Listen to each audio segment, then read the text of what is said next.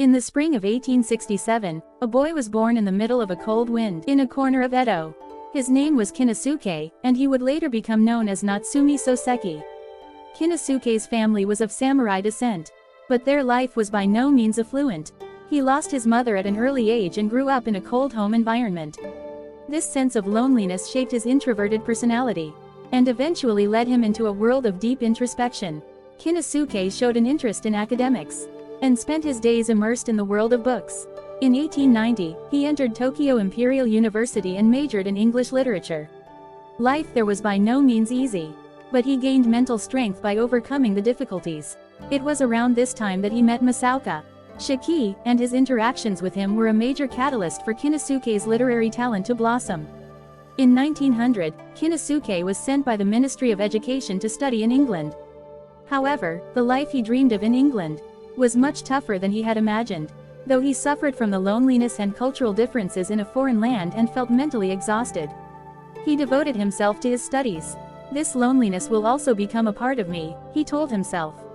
After returning to Japan, he began his life as a teacher at Matsuyama Middle School and Kumamoto Fifth High School, but somewhere in his heart, he always had a craving for literature. And that craving eventually took shape. In 1905, I Am a Cat was published. This humorous and satirical work quickly captured the hearts of readers, and his name became known throughout Japan. Kinosuke had now begun a new life as Natsume Soseki. His subsequent works such as Bachin, Kusa, Makora, and Sanshiro were also huge hits. And Soseki established his position as a master of Japanese literature. His works sharply portrayed the contradictions in human psychology and society, and his unique perspective and deep insight fascinated many readers. However, Soseki's health gradually deteriorated. He continued to write, even though he suffered from stomach ulcers and neurosis.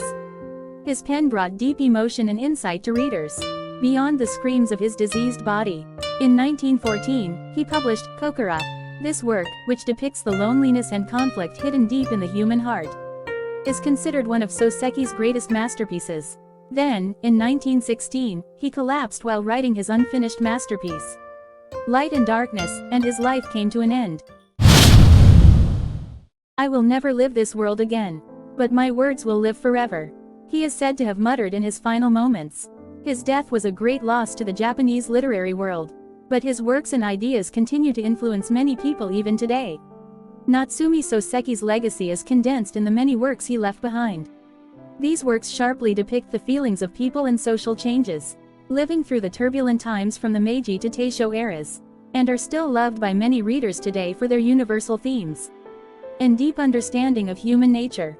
Natsume Soseki was a genius who continued to touch people's hearts through literature throughout his life. His stories will continue to be read and passed down by many people.